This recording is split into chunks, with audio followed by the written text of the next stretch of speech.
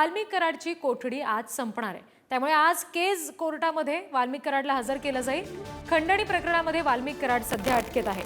संतोष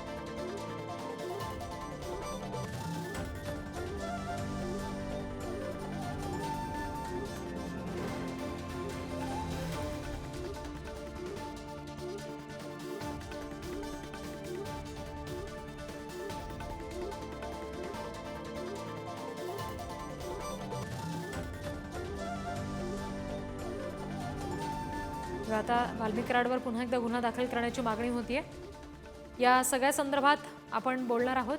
प्रतिनिधी सुमित पवार सध्या आपल्याशी जोडले गेलेत, त्यांच्याकडून तपशील घेणार आहोत। सुमित, काय नेमकं घडू शकतं आज जेव्हा कोर्टात हजर केलं जाईल वाल्मिक कराडला तेव्हा?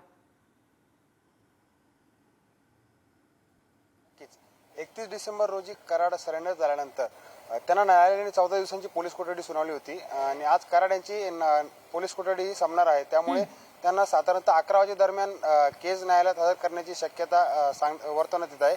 दरम्यान आज 14 जानेवारी रोजी पोलीस कोठडीमध्ये सीआयडीने जे काही तपास केलेले आहेत त्या तपासाचा अहवाल आज न्यायालयात सादर करण्यात येईल आणि तसेच अजून पुढील तपासासाठी सीआयडी त्यांची कोठडी वाढवून मागते काय देखील बघणं महत्त्वाचं असेल निश्चित। आणि संतोष देशमुख यांच्या हत्येमध्ये त्यांचा समावेश होऊ शकतो का हे देखील बघणं आता महत्त्वाचं असेल। अगदी सुमित, धन्यवाद दिलेल्या सगळ्या तपशिलांसाठी। बीड हत्या प्रकरणामध्ये एक नवी एसआयटी स्थापन झाली आहे। वादग्रस्त अधिकाऱ्यांची एसआयटी मधून हकालपट्टी करण्यात आली। बसवराज तेलींच्या नेतृत्वात 7 जणांची नवी एसआयटी आता स्थापन झाली आहे। मुख्यमंत्री फडणवीसांनी बीड प्रकरणामध्ये लक्ष घालण्याचा शब्द दिला आणि त्यानंतर ही मोठी घोषणा करण्यात आली। आता नवीन एसआयटी स्थापन झाली आहे। दरम्यान नवीन एसआयटी टीममध्ये कुणाकुणाचा समावेश आहे आपण बघूयात ग्राफिकच्या माध्यमातून।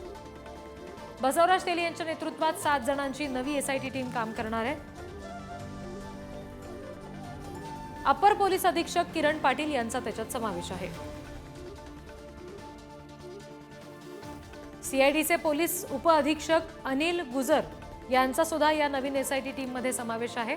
त्याचबरोबर सीआयडीचे पोलीस निरीक्षक सुभाष मुठे हे सुद्धा टीम मध्ये काम करतील।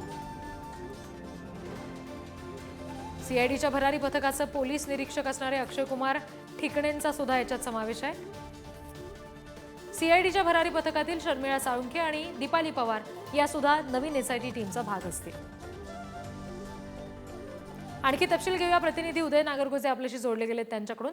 उदय, आता नवीन एसआयटीने कशा पद्धतीने काम करायची सुरुवात केलेली आहे तपासाच्या दृष्टीने?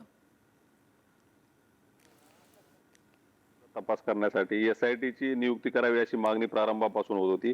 त्यानुसार मुख्यमंत्री देवेंद्र फडणवीस यांनी सभागृहात घोषणा देखील केली होती। एसआयटी स्थापन करण्यात आली, परंतु त्यामध्ये बीडच्या काही स्थानिक अधिकाऱ्यांचा तसेच कर्मचाऱ्यांचा समावेश होता आणि हे जे कर्मचारी आहेत त्यावरूनच हा वाद निर्माण झाला होता। बीडमध्ये आमदार सुरेश धस असतील, आमदार संदीप क्षीरसागर असतील, बजरंग सोनवणे असतील, या सर्वांनी या एसआयटीतल्या अधिकाऱ्यांवर आक्षेप घेतला होता आणि हे अधिकारी तटस्थपणे या सगळ्या प्रकरणाचा तपास करू शकणार नाही असं देखील त्यांनी म्हटलं होतं। त्यानंतर या प्रश्नावर मुख्यमंत्र्यांची देखील भेट घेतली होती। देशमुख कुटुंबाने देखील यामध्ये बदल करण्याची मागणी केली होती। ती आता मागणी मान्य झाल्याचं आपल्याला पाहायला मिळते आणि आता हे नवे अधिकारी जे आहेत ते आता तपासाची सूत्रे हाती घेतील। तसेच बसवराज तेली हे जे आहेत तर आज दुपारी देशमुख कुटुंबाची भेट देखील घेण्याची शक्यता आहे आणि त्या दरम्यान ते या सर्व प्रकरणाच्या तपासाची माहिती देखील देतील आणि नवीन जे एसआयटीचे अधिकारी ते सुद्धा आज बीडमध्ये दाखल होण्याची शक्यता आहे। जी, धन्यवाद दिलेल्या सगळ्या तपशिलांसाठी उदय। पुढची बातमी, संतोष देशमुख हत्याकांड प्रकरणाची मुख्यमंत्र्यांकडून गंभीर दखल घेतली गेली आहे। कुणालाही दयामाया दाखवू नका, एकही आरोपी सुटता कामा नये असं म्हणत मुख्यमंत्र्यांनी बीड एसपी आणि सीआयडी अधिकाऱ्यांना फोन करून आदेश दिलेत। देशमुख कुटुंबियांच्या कालच्या आंदोलनानंतर आता मुख्यमंत्र्यांनी हे आदेश दिलेत।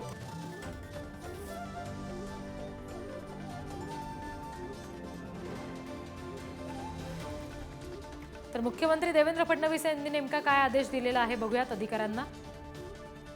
बीड हत्याकांड प्रकरणामध्ये कुणालाही दयामाया दाखवू नका, एकही आरोपी सुटता कामा नये।